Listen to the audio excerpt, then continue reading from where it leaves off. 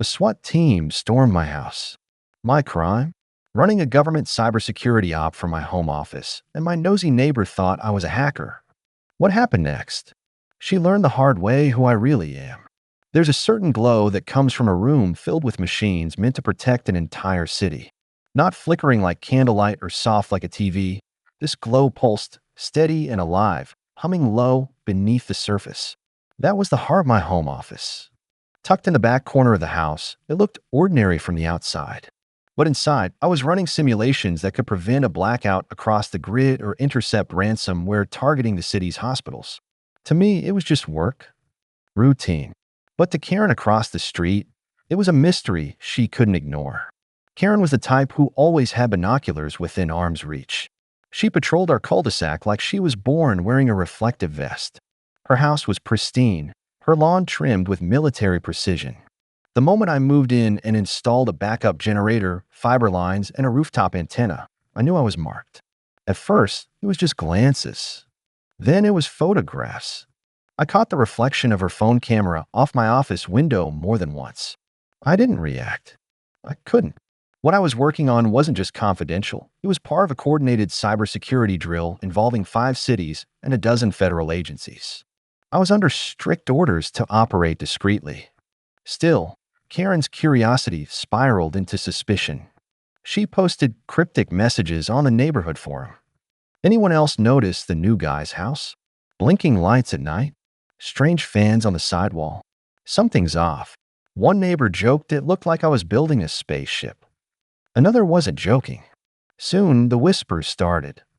One evening, I returned from a supply run to find her standing on my lawn, pretending to examine a flower bed. I walked past her silently. She watched me with narrowed eyes. Later that night, my doorbell rang.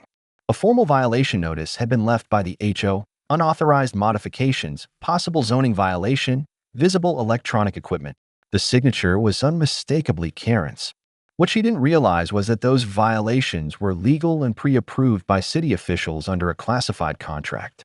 I stayed focused on the mission. I had no time to chase neighbor drama when I was analyzing simulated attacks on critical city infrastructure. On screen, a fake breach scenario was unfolding, fake phishing emails targeting city water systems. My team, scattered across the country, was watching through a secure link. While I was focused on digital threats, Karen escalated in the real world. She began filming from across the street, narrating her own investigation. He's typing something now. Look at all those monitors. This can't be normal. One clip showed steam rising from my cooling system's exhaust vent. That's not from a regular computer, she said in her video. I knew things were getting serious when I received a call, not from the HOA, but from a friend in the local IT department. Just a heads up, he said. There's been a formal request to investigate your residence for suspicious cyber activity. An anonymous tip. You might want to prepare. Anonymous? It wasn't hard to guess who had sent it. Later that night, I glanced outside. Karen was on her porch, phone to her ear, pacing back and forth. Her voice echoed across the street. Yes, officer. I'm sure. He has wires running out his window and a weird dish on the roof. I think he's hacking the city. I turned back to my screens, heartbeat steady. Because if everything went according to schedule, tomorrow would be the final day of the drill, a live response simulation. And if the authorities showed up, let them. They were about to find out exactly who I was.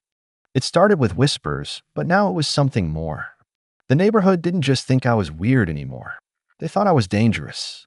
Karen had taken her suspicions and turned them into a full-blown campaign.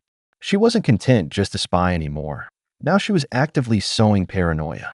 She walked door to door, clutching a stack of grainy photos she'd printed, shots of my cooling fans, a zoomed-in blur of my antenna, and one poorly lit picture of me through the blinds, working late into the night.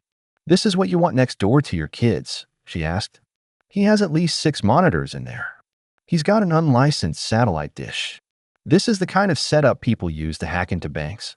Some people brush her off, but a few listened. And that's all it took. I started getting anonymous messages. Are you running a server farm? Why is your Wi-Fi signal always locked down? Is it true you're mining crypto? At the grocery store, a neighbor I barely knew avoided eye contact. Another woman turned around in the line, whispering something to her husband. The checkout clerk asked if I worked in IT or something. Then the violation letters started coming in, now with more force. Noise complaints, electronic interference reports, property value concerns. Of course, none of them were based on any real problem, but Karen had a gift for finding the exact line between complaint and harassment. She'd write them just vague enough that they couldn't be immediately dismissed. The HOA board, pressured by Karen and her new supporters, requested an inspection. They cited unusual equipment and potential electromagnetic disruption. I was instructed to cease all unverified operations until further review. I still didn't respond. I couldn't. My agreement with the city prohibited me from disclosing any details until the exercise was complete. But the tension was building. I was running out of time to remain silent. That night, I sat alone in the office. Across my screens were simulated attack reports. Hospitals, water treatment plants, City Hall, every endpoint was lit up red. We were mid-exercise, testing our emergency protocols. I typed updates into the secure channel, coordinating with 2 field teams and a lead analyst in Washington. This wasn't a game. It was a live simulation of a worst-case scenario. And outside my window, I saw a flash. Karen, camera in hand again. Only this time, she wasn't alone. 2 men stood near her, one in a casual blazer, the other in a uniform. I couldn't hear their voices, but I didn't need to. She was pointing at my house, at the antenna, at the walls. The following morning, I noticed something strange on my security feed. A black SUV with tinted windows slowly passed by my home. Then it did it again 10 minutes later. Then again an hour after that. Each time it paused briefly in front of my driveway. Someone was watching me now. But it wasn't just Karen anymore. That evening, I opened a drawer and pulled out the small hard plastic case I'd locked away for months. My credentials. The ones I was told never to show unless absolutely necessary. Inside was a lanyard with a laminated badge. City of Dallas, Cyber OPS, Level 4. Below that, my name, my clearance, and the signature of the mayor. I sat for a moment and looked at it. Not out of pride, but as a reminder. I didn't just work with computers. I protected the people who used them. The very systems Karen and the rest of the neighborhood took for granted, 911 dispatch, traffic lights, medical records, those were the things I kept safe. Across the street, Karen was standing on her porch again, phone pressed tightly to her ear. She was pacing, agitated. And then it happened. Red and blue lights filled my living room. I looked up at the monitors, every one of them still showing live feeds from the simulation. My headset buzzed. Local law enforcement approaching primary site. That part of the test. No, I said. That's not part of the drill. Outside, car doors slammed. Heavy footsteps. Voices shouting. Karen stood on her lawn, arms folded, a smug smile on her face. She thought she'd won, but she didn't know who she was dealing with. The knock wasn't gentle. It was sharp, fast, and followed by the heavy voice of a police officer shouting through the front door. Sir, this is the Dallas Police Department. Open the door immediately. Before I even stood up, the secondary team had already circled to the back. I could see them through the security cameras. 2 officers with hands on their holsters, scanning the rear entrance, radios crackling softly. Inside, my screens kept running. The simulation continued. On one screen, a red banner warned of a simulated breach of the city's water monitoring systems. On another, a federal analyst typed, Site 3, going dark. Do we engage backup? They didn't know what was happening in my house. No one did. I walked calmly to the door. I didn't run. I didn't panic. Because I had nothing to hide and everything to prove, I opened it slowly. The lead officer stepped forward, tense, hand near his belt. 2 others flanked him. Behind them, Karen stood on the sidewalk, recording everything with her phone like it was her grand victory. We received multiple reports of illegal electronic activity traced to this address, the officer said. We'll need to come inside. I nodded. You're going to want to see this, I said, stepping back and motioning toward the office door. They moved quickly. The moment they entered the room, the atmosphere shifted. This wasn't what they expected. There were no shady wires hanging from the ceiling. No drug operation. No evidence of anything illegal. Instead, they walked into a command center. Four custom-built machines blinked with status lights. Cooling fans spun in perfect rhythm. Satellite feeds showed grid data from multiple sectors. A secure chat room flashed with warnings from cybersecurity units. And above it all, a wall-mounted screen displayed an encrypted city map with digital threat levels pulsing in real time. The lead officer froze. His eyes scanned the room, then narrowed on the badge hanging around my neck. He tilted his head, as if he hadn't read it right the first time. City of Dallas Cyber Ops, he said slowly. I pulled out the credentials from my drawer and handed them over. The officer examined them carefully, then pulled his radio from his chest and stepped aside. I need to verify something, he muttered, walking into the hallway. One of the younger officers stood still, staring at the screens like he just walked into a military base. On the monitors, the federal analyst was still typing. We're not seeing movement from your node. Are you active? I sat back down calmly and began to type. Outside, Karen paced, trying to film from the porch. She couldn't hear what was being said. She didn't realize that her whole narrative was falling apart. The lead officer returned. His expression changed. He walked over and held out the credentials with both hands. Sir, he said, voice level, I apologize. We didn't know. We were responding to a civilian report. It's all right, I said, glancing at the window where Karen stood. She's been persistent. You don't need to explain. We've just spoken with City Security Command. They confirmed everything. You're cleared. You're protected. He turned to his team. Let's go. One of them hesitated. That's it. The officer looked at him and nodded. He's not just cleared, he's running part of the city's defense simulation. We're standing in a protected digital infrastructure zone. They exited quickly and professionally. But before they left, the lead officer paused just outside the front door. He looked across the street at Karen, still holding her phone, eyes wide. Ma'am, he called out loudly, this man isn't committing a crime. He's preventing them. He's part of a high-level cybersecurity operation authorized by the city. I suggest you stop wasting department time. Karen's phone lowered slowly. Her jaw didn't. She didn't say a word. And just like that, the spell she cast over the neighborhood broke. But the story wasn't over. Because the fallout of her obsession had only just begun. The squad cars pulled away in silence. No lights, no sirens, just the quiet crackle of radios as the officers drove off, leaving behind a very different street than the one they'd arrived on. Karen was still standing on the sidewalk.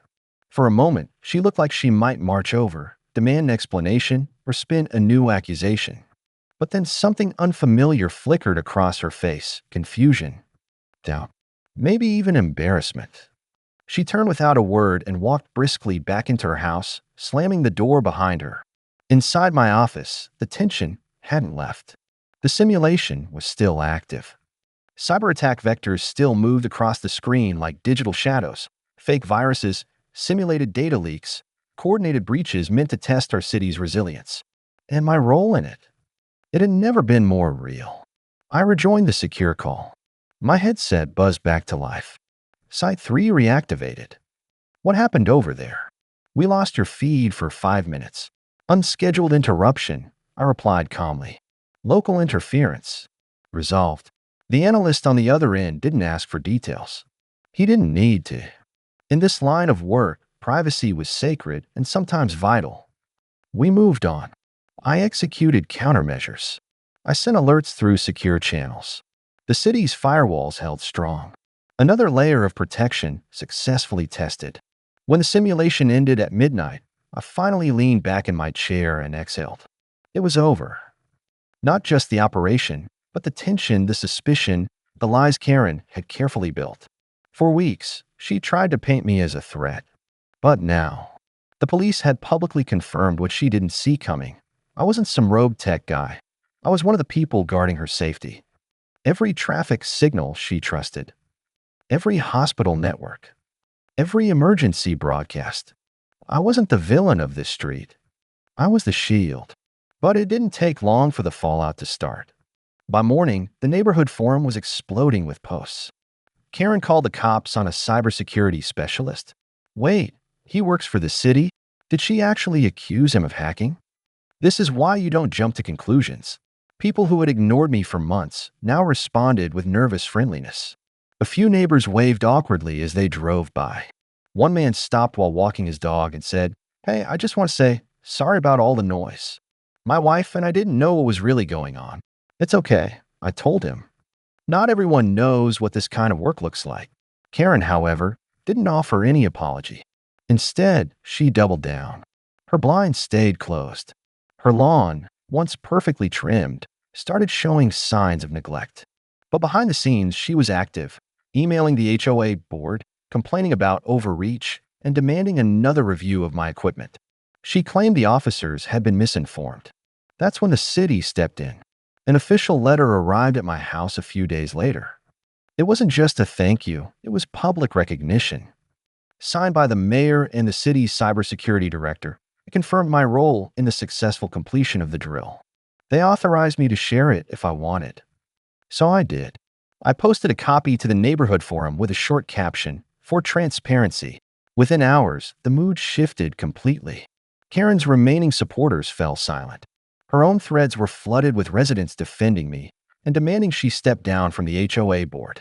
One neighbor summed it up best. "You tried to expose him, but he ended up exposing just how wrong you were." Still, I didn't gloat. That's not who I am. Because in this job, we don't chase credit. We chase safety. And that means being misunderstood, overlooked, or underestimated. But when people like Karen make it personal, it stops being just about cybersecurity. It becomes something else. And I knew she wasn't done yet. Weeks passed. The neighborhood calmed down, but the atmosphere had changed. Karen's influence, once so dominating, so certain, had cracked. People who used to avoid me now stopped to chat. A retired schoolteacher asked if I could help her set up antivirus software. A teenage kid from down the block asked about internships in cybersecurity. The HOA even issued a quiet revision to its bylaws, clarifying that home-based federal or city security work under contract shall not be considered in violation of zoning guidelines. But Karen didn't show her face. She'd gone silent. Her porch light stayed off. Her front yard was no longer perfectly groomed, the mailbox stuffed with unopened flyers. No more HOA walks. No more door-to-door warnings. It was as if she'd vanished inside the house, hoping the world would forget what happened. But I hadn't forgotten. Because while the neighborhood had seen one side of her, the nuisance, the gossip, the overzealous enforcer, I'd seen the real danger, how quickly a lie can spiral into something worse. And I wasn't done with the truth. 2 weeks later, I received an invitation from the city. A cybersecurity summit was being hosted downtown. Officials, engineers, and educators were attending to discuss modern threats and community awareness. They wanted me to speak. Not about code, not about firewalls, but about what happened in my neighborhood. So I did. The conference center was packed. Cameras flashed. I stepped on stage and told a story, not to shame Karen by name, but to highlight what happens when fear overrides facts, when assumptions replace conversations. I told them how easily a few wires and blinking lights had become a target, how neighborhood paranoia nearly interrupted a live simulation that kept millions of digital records safe, how I was accused, investigated, and nearly shut down by someone who didn't know the difference between a Wi-Fi router and a weapon. I didn't speak with anger. I spoke with purpose, because I knew there were others out there. Quiet professionals like me working from basements, garages, or spare rooms, shielding systems, hardening infrastructure, and keeping invisible threats at bay. And I wanted them to know your work matters, even if it's misunderstood. After the speech, a woman approached me, an assistant to the mayor. She thanked me, said my story had already sparked changes. She hinted that city departments were reviewing protocols with local law enforcement and HOAs to prevent something like this from happening again. I nodded and smiled. It felt like something had shifted. Back home, life finally returned to normal. The hum of the cooling fans, the gentle buzz of the monitors. I sat at my desk one evening, coding quietly, when a soft knock came at the door. I opened it slowly. Karen. She looked different. Not angry. Not arrogant. Just tired. She didn't step forward. Didn't raise her voice. "I wanted to say something," she said as low. "I was wrong. I shouldn't have made assumptions. I let fear cloud my judgment. And I'm sorry. For a long second, I didn't say anything. Then I nodded. Thank you. She turned to leave. But just before she did, she added, I read the article about you, the one after the summit. I didn't know we even had people like you working in this city. Not like that. We're around, I said. You just don't always see us. She gave a faint smile and walked away. I closed the door and returned to my chair. On the screen, a new alert popped up, another scan, another update, another silent threat logged and blocked. Routine now. My job was never to be seen, just to keep things safe. And sometimes, the most important shields are the ones people never even notice until they try to tear them down.